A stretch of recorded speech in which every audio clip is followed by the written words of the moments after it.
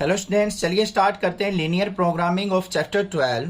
Question number 5 देखते हैं। इसका क्या है? Solve the following linear programming problem graphically. हमें यहाँ पे एलपी की एक प्रॉब्लम दे रखी है, इसको हमें ग्राफिकली सोल्व आउट करना है।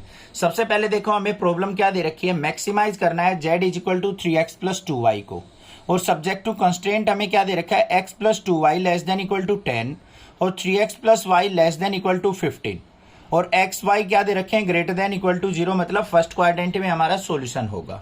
सबसे पहले देखो हमें मैक्सिमम फंक्शन क्या दे रखा है, हमें z is equal to 3x plus 2y, जिसको मैक्सिमाइज करना है।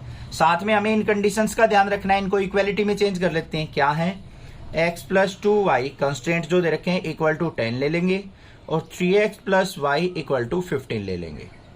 अब इनकी एक टेबल ड्रॉ कर लेते हैं, क्योंकि ग्राफ प्लॉट करना है हमें, तो x और y कोऑर्डिनेट की वैल्यू हमें चाहिएगी। तो ये x हो गया, ये y हो गया। यहाँ पे भी ऐसे ही दो वैल्यू चाहिए हमें, x और y। ये x हो गया, ये y हो गया। ठीक है। अब देखो यहाँ पे सबसे पहले मैं अगर x को 0 पुट करता हूं तो y की वैल्यू क्या आ जाएगी, 5।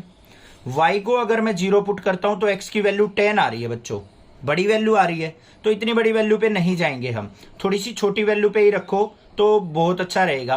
और जो अगर आप दिल कर रहा है आपका कि सर मैं तो y को 0 रख के x 10 लिखूंगा, तो वो भी कर सकते हो आप, कोई दिक्कत की बात नहीं है। उसके लिए आप क्या करो, फिर y की वैल्यू अगर 0 ली है तो x की वैल्यू 10 आ गई। ग्राफ में हम स्केलिंग थोड़ी बड़ी ले लेंगे।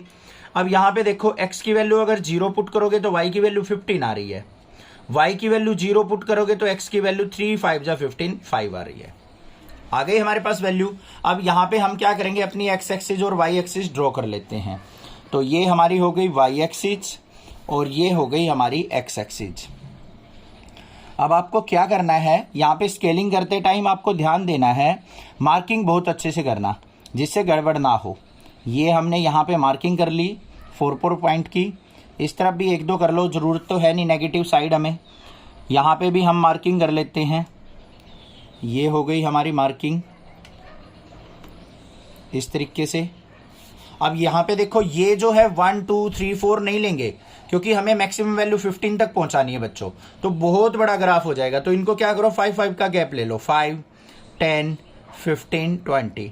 सिमिलरली यहाँ पे 5 10 15 और 20 ले लिया। ये ओरिजिन पॉइंट हो गए 0 0। अब ग्राफ प्लॉट करो पहले इस लाइन का, x0 y5, ये पॉइंट आ गया मेरे पास। उसके बाद x10 y0, ये पॉइंट आ गया मेरे पास। दोनों पॉइंट को आपस में क्या करेंगे, हम ज्वाइन करेंगे। तो ये पॉइंट हमने क्या कर लिए, यहाँ पे ज्वाइन कर दिए। इतनी बात क्लियर हो गई। उसके बाद देखो यहाँ पे क्या कहा था उसने, x plus 2y less than equal to 10 कहा था। लेस देन मतलब ये लाइन आई है हमारी x plus 2y equal to 10 की वैल्यू चाहिए हमें लेस देन। लेस देन मतलब जो ग्राफ आएगा वो नीचे की तरफ आएगा, इसका ऐसे ही तो आएगा। अब उसके बाद दूसरा क्या दे रखा है, 3x plus y equal to 15, ये भी लेस देन दे रखा है, तो इसका ग्राफ भी प्लॉट कर लो। x इक्वल टू 0 कहाँ है, ये रहा। y इक्वल टू 15 हमारा ये रहा। उसके बाद x5 y0, x5 यहाँ पे है, y0 on the x axis होगा। तो इन दोनों पॉइंट्स को आपस में ज्वाइन कर लेंगे, ये हो गया। इसके भी लेस देन कहाँ है उसने कंस्ट्रेंट में, तो नीचे की तरफ ग्राफ बनेगा इसका भी ऐसे।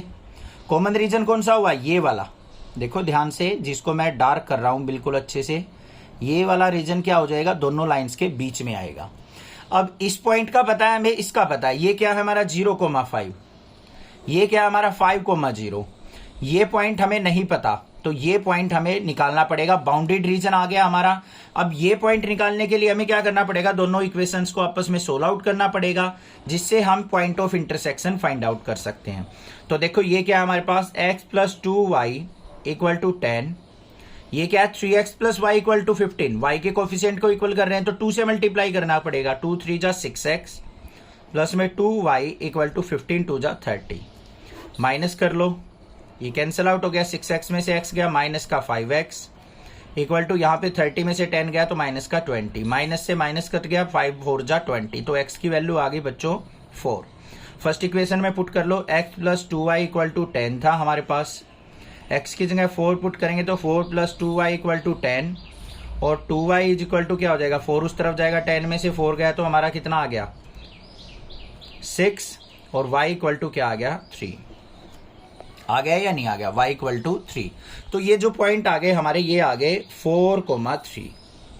अब यहां पे देखो बाउंडेड रीजन पॉइंट्स आर, जो बाउंडेड रीजन के पॉइंट है इसको हम A मान लेते हैं, इसको B मान लेते हैं, इसको C मान लेते हैं। कोई भी नाम दे सकते हो, अपनी मर्जी है। A के कोऑर्डिनेट 0,5, B के कोऑर्डिनेट 4,3 और C के कोऑर्डिनेट बच्चों 5,0। ये हो गए। अब इन तीनों पॉइंट्स पे हमें क्या देखना है? मैक्सिमम वैल्यू देखनी है। z इज इक्वल टू क्या है? 3x + 2y। पुट करो एट A 0,5 पे क्या वैल्यू आएगी? z is equal to x की जगह 0 पुट करोगे, 3 × 0 प्लस में 2 × 5, 5 2 जा क्या आ गया? 10 आ गया। फिर हमारे पास b कोऑर्डिनेट देखो क्या है? 4,3। तो यहाँ पे z इज इक्वल टू क्या आ जाएगा?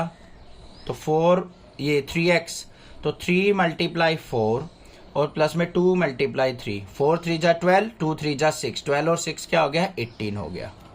फिर हम c पॉइंट देखते हैं क्या है? 5,0। तो z इज इक्वल टू क्या हो गया? 5,0 पे x की जगह 5 पुट करेंगे, 5 3 जा 3 × 5 प्लस में 2 × 0, तो कितना हो गया? 5 3 जा 15। ये आ गई हमारे पास। अब इसमें मैक्सिमम वैल्यू देखो बच्चों कौन सी है? ये है मैक्सिमम वैल्यू। तो यहां पे लिखेंगे maximum z is 18 at x equal to 4 and y equal to 3। तो x equal to 4, y equal to 3 पे क्या दे रहा है? हमारा z मैक्सिमम वैल्यू दे रहा है, और यही क्या हो जाएगा? हमारा सॉल्यूशन ऑफ दिस प्रॉब्लम।